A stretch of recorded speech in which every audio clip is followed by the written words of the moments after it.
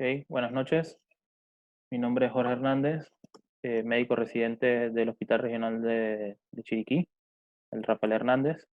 Y vamos a continuar con estos temas que ha propuesto la sociedad de ver la evolución del tratamiento del cáncer de próstata. Hoy me toca hablar sobre un estudio del Charted. Vamos a ver un estudio bonito que tiene sus peculiaridades. Y nada, los invito a montarse en el DeLorean de la Sociedad Panameña de Urología y viajar un poquito al pasado, ver cómo era, en qué situación estaban y cómo era todo, ¿no? Eh, Vamos a comenzar con, no sé si se ve el puntero, vamos a comenzar con, esto sería lo que sería la historia natural. Bueno, en verdad no sé si llamarla historia natural, ya que la resistencia a la castración es una condición creada por los mismos médicos. Y la gran mayoría de nuestros pacientes en esta era post-PCA eh, siguen en esta era siguen y que seguimos haciendo screening, nos llegan con enfermedad localizada, le daremos un tratamiento local. Algunos, algunos presentarán recidiva bioquímica, le subirá el PSA y si le iniciaremos una terapia de privación androgénica. Y en esta época que estamos, alrededor de los 2010, 2012, 2014, que estamos representando ahorita mismo, este paciente que presentaba resistencia a la castración, pero que este paciente que presentaba resistencia a la castración, pero no tenía metástasis, no tenía un tratamiento que darle, ¿hasta cuándo? Hasta cuando presentaba resistencia a la castración. Pero a la misma vez tenemos este paciente que es metastásico, pero es sensible a la castración. Y este paciente M1, debutante, tampoco tiene un tratamiento que le podamos ofrecer en este momento. Y eso es en el paciente que nos centraremos en el día de hoy.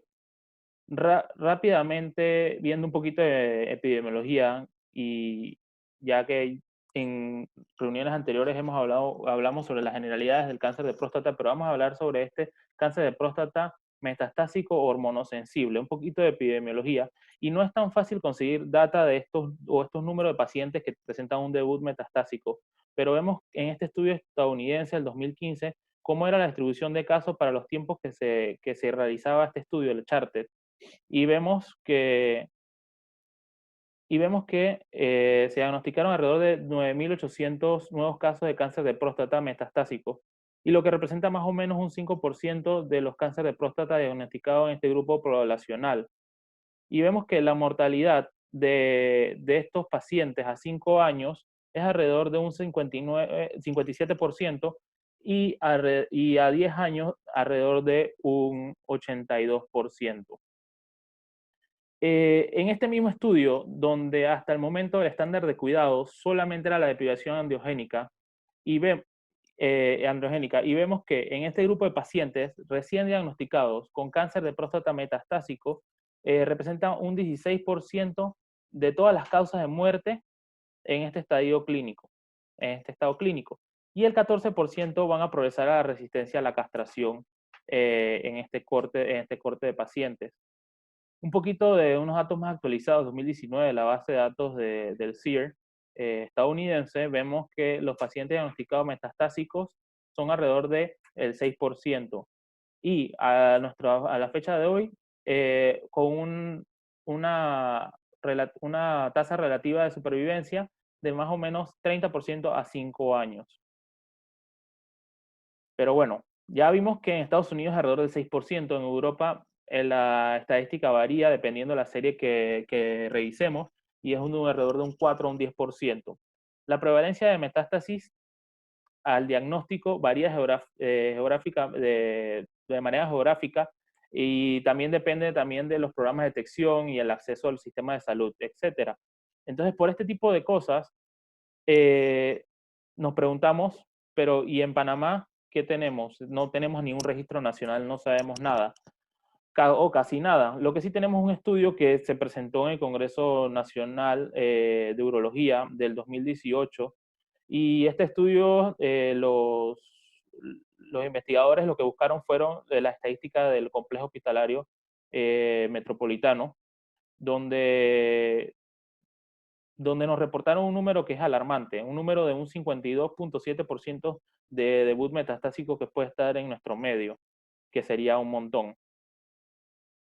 Ahora bien, quiero hablarle un poquito sobre la evolución del tratamiento de cáncer de próstata y más que todo la evolución del tratamiento de cáncer de próstata avanzado. Acordémonos que estamos alrededor del 2012, más que todo en esta diapositiva, voy a dejarlo hasta el 2012 para no hacer spoilers, y no hacer spoilers de lo que continuaremos viendo nosotros en otras sesiones. Y en el 2000 vemos que en 1996 se introduce lo que es el mitosantrone, que es un quimioterapéutico. Este no aumentaba la sobrevida, pero sí aumentaba lo que era la calidad de vida. En el 2002 vemos que se introduce lo que es el ácido zoledrónico al tratamiento del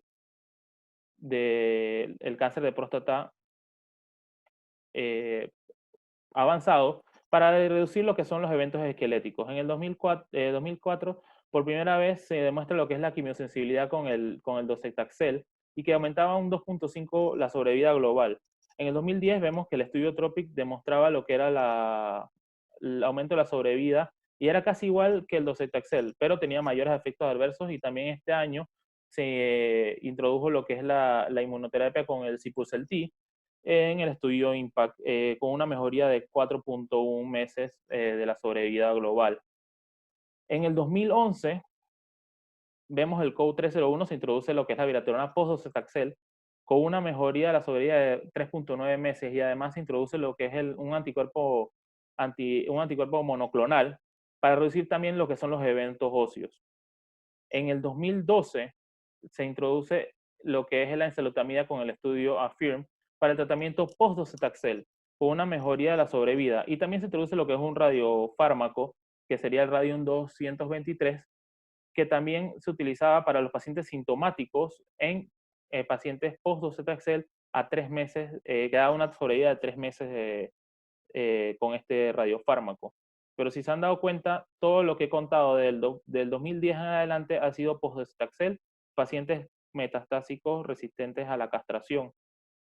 Y en urología tenemos dos premios Nobel. Uno de ellos es Charles Hawkins, que por su descubrimiento sobre la deprivación de andrógenos y sobre su efecto en el cáncer de próstata, él recibió lo que es el premio Nobel. El 13 de diciembre de 1966, en la conferencia del premio Nobel, mencionó algo que me pareció muy curioso y lo cito textualmente, que a pesar de las regresiones de gran magnitud, es obvio que hay muchos fracasos a la terapia endocrina para controlar la enfermedad. Y es que era evidente, y él demostró que había una resistencia a la castración y que esta medida, porque él utilizaba estrógenos en ese tiempo y orquiectomías, iba a fallar. Y después hizo adrenalectomías porque sospechaba que la resistencia iba a mejorar, hizo estudios y todo esto, pero ya se sabía algo de la resistencia a la castración. Entonces, volvemos y nos situamos. Estamos en el consultorio alrededor del 2012, nos llega un paciente y ¿qué podemos ofrecerle? Para este paciente metastásico resistente hormonosensible, solo podemos ofrecerle ADT, una terapia de depilación androgénica y algo para reducir los eventos esqueléticos. No tenemos mucho más. Les presento la evolución del tratamiento de cáncer de próstata hormonosensible hasta el 2014.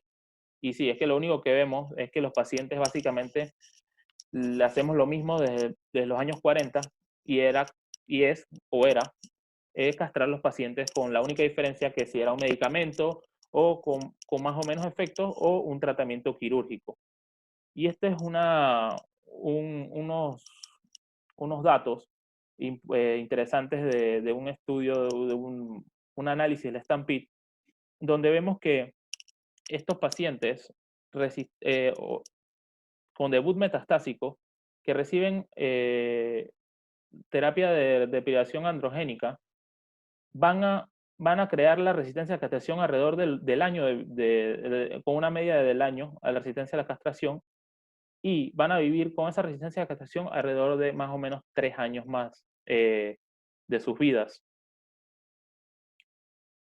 Y bueno, bueno, nos situamos en el 2014, en la reunión anual de la Sociedad Americana de Oncólogos Clínicos.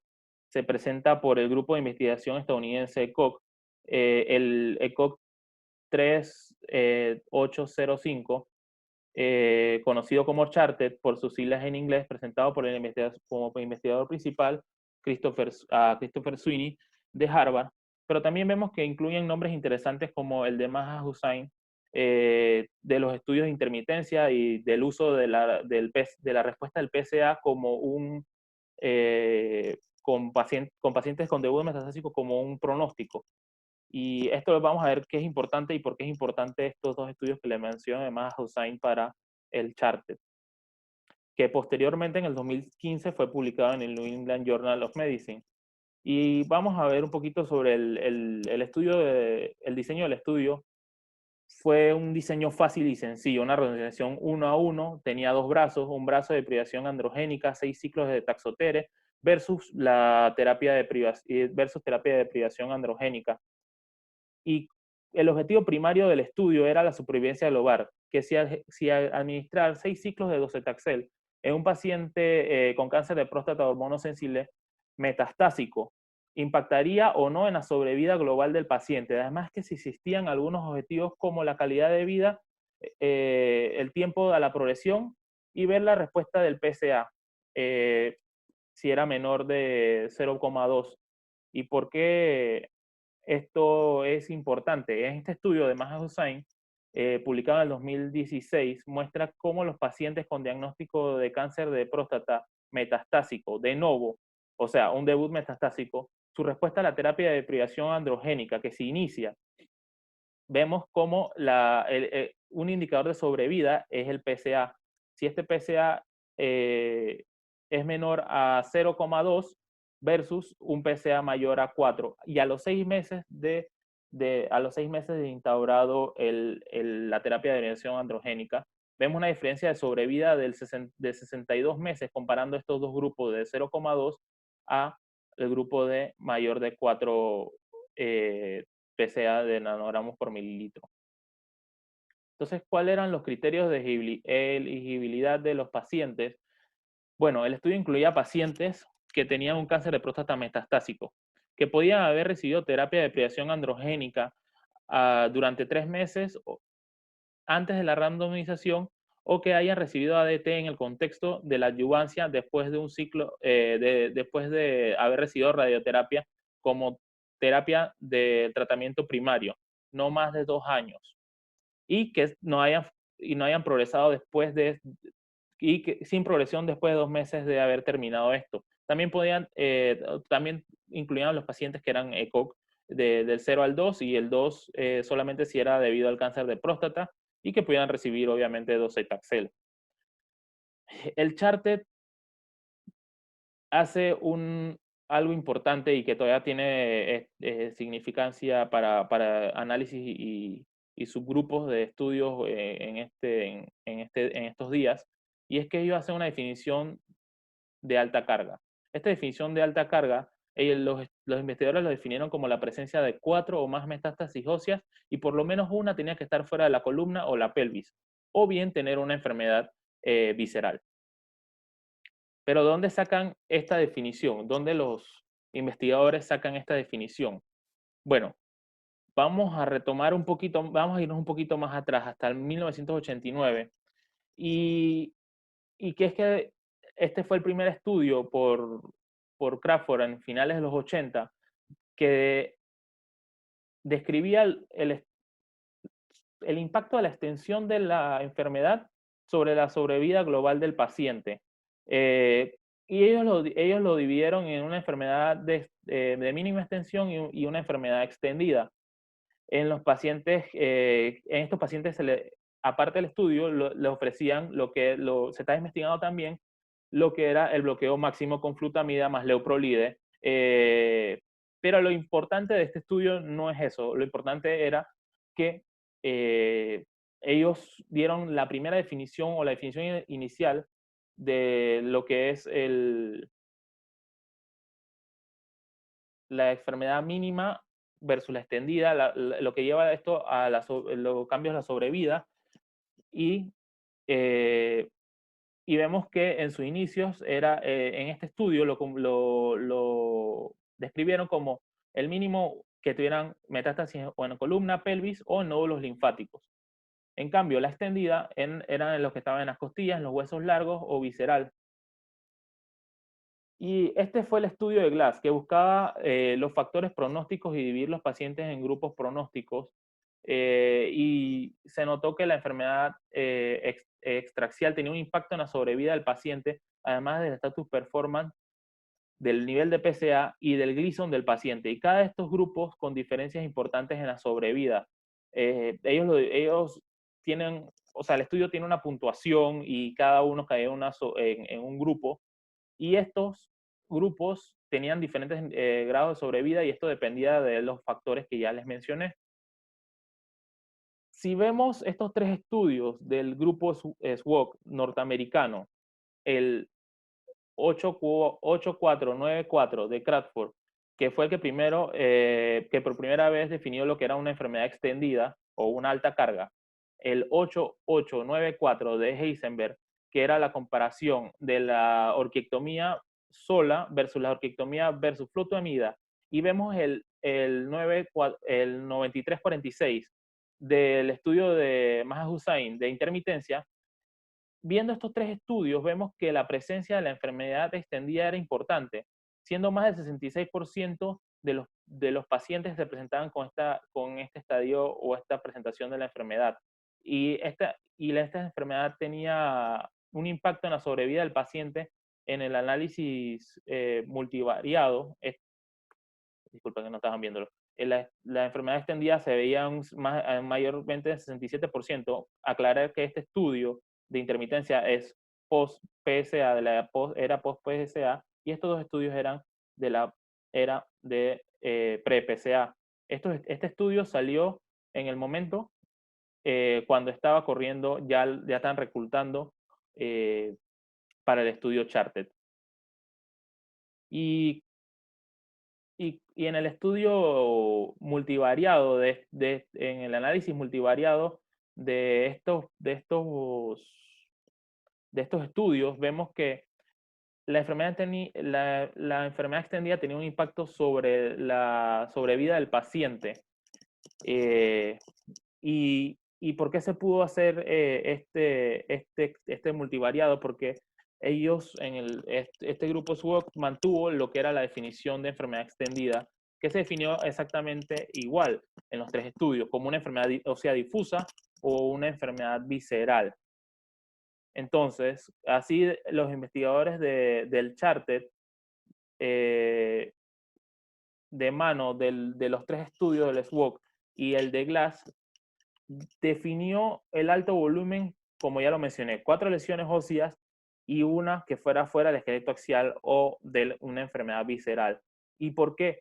Porque en el estudio SWOG, en la definición de SWOG, una metástasis extravisceral ya era considerado extendido, y parece que a los investigadores del Charter no querían un paciente que fuera dominado a alta carga metastásica si solamente tenía una metástasis. Entonces por eso hicieron esta aclaración para su definición. Esto, bueno, el estudio, un poquito de la historia del Charted, porque dentro del estudio hubo variaciones. Inicialmente no fue un estudio diseñado para alta carga, sino que era un estudio diseñado para ambos, para alta carga y baja carga. Simplemente era estudios para alta carga. Y además que se agregaron los de baja carga en medio del estudio, se permitió los de baja carga, y además que salió este estudio de Maha Hussain que decía que la sobrevida de estos pacientes había aumentado ya después de la era post-PSA. La sobrevida se había calculado primero inicialmente para los pacientes con estos dos estudios pre-PSA, y este estudio post-PSA aportó o obligó a los investigadores a aumentar la proyección de la sobrevida, que la aumentaron para el grupo de alta carga de 24 a 33 meses y el de baja carga de 48 a 66 meses, y requiriendo reclutar un poco más de pacientes para poder ajustarlo a las variantes que tenían en ese momento. Y es que se reclutaron 790 pacientes y vemos que tienen una gran población caucásica, en su mayoría, la mayoría asintomáticos con un ECOG 0, pese a ser metastásicos, pero la gran mayoría de los pacientes importantes eran de alta carga. Y de esto era un 66% en el brazo del Taxotere más ADT y un 63% en el brazo control de solo ADT. La gran parte de los Gleason eran altos, mayores a 8, con una mediana del PSA alrededor de 50 en ambos brazos, pero vemos que tiene un rango hasta de 8.500. El 70% de estos pacientes no fueron tratados por su enfermedad primaria. Recordemos que el estudio inicialmente no fue diseñado para debut metastásico, simplemente era para hormonosensibilidad, pacientes que podían ser que progresaban o pacientes que debutaban como esto, pero esto vemos que solamente el 20% recibieron prostatectomía como tratamiento local y el 7%, alrededor del 7% recibieron lo que es radioterapia en la rama del docetaxel. Y además de esto vemos que ambos brazos recibieron un bajo porcentaje de ADT adyuvante en la vista de la adyuvancia post radioterapia. Y bien, ¿cuáles fueron los resultados? La mediana de supervivencia de la deprivación androgénica y docetaxel fue de 57.6 meses, en contraste con los 44 meses del grupo control, con una diferencia de supervivencia de 13.6 meses en ambos grupos y con un hazard ratio de 0,61, definiendo así que aplicar docetaxel reducía el riesgo de muerte en un 39%. En esta curva de Kaplan-Meier vemos que el paciente de alto volumen, de alta carga metastásica, con una mediana de sobrevida, tenía una mediana de sobrevida de 4.9 en el grupo que recibía Taxotere y 37,2 en el grupo control, que da una diferencia entre los dos de 17 meses. La mediana, cuando se publicó este estudio, o se publicó este estudio en el New England, el grupo de baja carga tumoral, de baja carga metastásica, no había llegado a su mediana de sobrevida, por lo cual no se sabía si tenía o no tenía algún impacto. Pero nos montamos nuevamente en el DeLorean de la Sociedad Panameña de Urología y nos trasladaremos al 2018 con unos datos más maduros del Charted. Vemos de nuevo esta Kaplan-Meier que les acabo de presentar de la publicación del New England del 2015, pero en el 2018 salen estos datos que confirman que para este subgrupo de alta carga sí existe evidencia de mejoría en la sobrevida y con una disminución del riesgo de muerte de alrededor del 37%. Por eso, estos datos de baja carga del 2015 no se habían alcanzado, que no habían alcanzado la media, que estos datos del 2015 que no habían alcanzado la media, vemos que en el 2018 se alcanza la media y se corrobora que con un hazard ratio de riesgo de muerte en el grupo de combinación de 1,04, dejando claramente en evidencia que los pacientes de baja carga metastásica no les conviene esta terapia. Pero en este reporte del 2018 se nos presentan datos, o nos presentan los datos del subgrupo de estos pacientes que presentaron debut metastásico. Y vemos que estos pacientes con alta carga y enfermedad metastásica al momento del diagnóstico se benefician de este tratamiento y tienen una mejoría de sobrevida de casi 15 meses y no así el grupo de baja carga metastásica. Y en el subgrupo del tratamiento previo, igualmente impresiona la tendencia de mayor supervivencia en los pacientes que progresaron previamente el tratamiento local, pero no parece ser estadísticamente significativo en este subgrupo de alta carga y tratamiento previo. Vemos también que se ve un retraso en la resistencia a la castración de manera global, principalmente en el grupo de alta carga tumoral, con un poco más de diferencia de 6 meses entre estos ambos brazos. Saber que el tiempo de castración en el grupo, en el estudio, se definió como el tiempo de haber progresado serológicamente con PSA, con aumento del PSA y con con con datos de castración serológicos con 50 nanogramos por decilitro de testosterona o presentar una progresión clínica.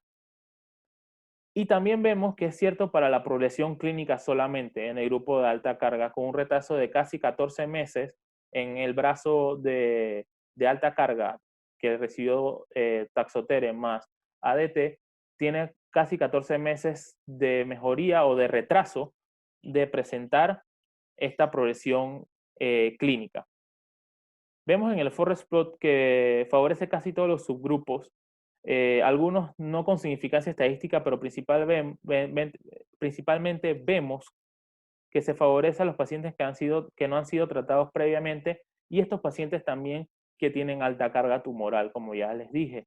Vemos también sobre la calidad de vida, otro endpoint importante en el estudio, vemos que a pesar que la combinación de ADT más docetaxel está asociado con una disminución de la calidad de vida a los 3 meses post iniciado, post colocado el docetaxel, vemos que la calidad de vida a los 12 meses era mejor, le iba mejor a los pacientes eh, con docetaxel que a los que solamente están en el brazo control. Vemos igualmente datos favorables para la fatiga y score de fatigas y score de dolor. Y solo, y solo traigo esta revisión sistemática de forma breve de lo que se sabía hasta el 2015 para pacientes con debut metastásico, y es que no voy a hacer la charla más larga de lo que ya creo que es, porque podríamos hablar del estudio francés, que fue negativo.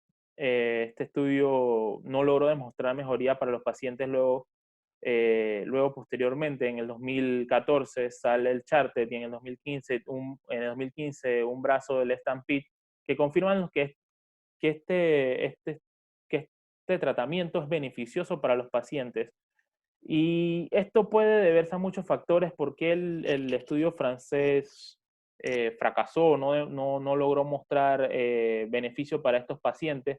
Y puede ser que los pacientes cuando fueron enrolados en el estudio francés, y además que cuando estaban enrolando y ya estaba corriendo el estudio francés, fueron saliendo estas otras terapias, que estos pacientes del Charted y del Stampede sí se beneficiaron de los estudios post-docetaxel que se les podía administrar abiraterona o enzalutamida, que ya estaban aprobados para su uso post-docetaxel, que estos el estudio francés tal vez no tuvieron esa suerte, y además que no tuvieron la suerte de tener acceso a estos fármacos, y también puede ser también por datos de los pacientes que fueron tratados. Y bueno, después de los resultados les traigo de nuevo la evolución del tratamiento de cáncer metastásico ahora en el 2015. Y después de los resultados positivos del Stampede y el Charted, en el 2015 podemos decir que el docetaxel se puede utilizar 74 años después, se describe algo, tenemos algo para dar a nuestros pacientes. Y por eso digo que el Charted es un estudio bonito, y no solamente eso, es importante y no es solamente un practice changer, sino yo diría más bien un game changer, que le dio a estos pacientes de cáncer de próstata metastásicos hormonoresistentes algún tratamiento que no teníamos que darles o que ofrecerles a estos pacientes. Y nada más una imagen de las guías de la NCCN de este año, que son las que están vigentes al día de hoy, que vemos que el docetaxel sigue siendo vigente como terapia o se le puede ofrecer a estos pacientes hormonosensibles metastásicos. Y les dejo esto censurado porque no quiero hacer spoilers a los próximos estudios que vienen adelante, y nada más agradecerles por su atención y estoy dispuesto y abierto a cualquier pregunta que me tengan.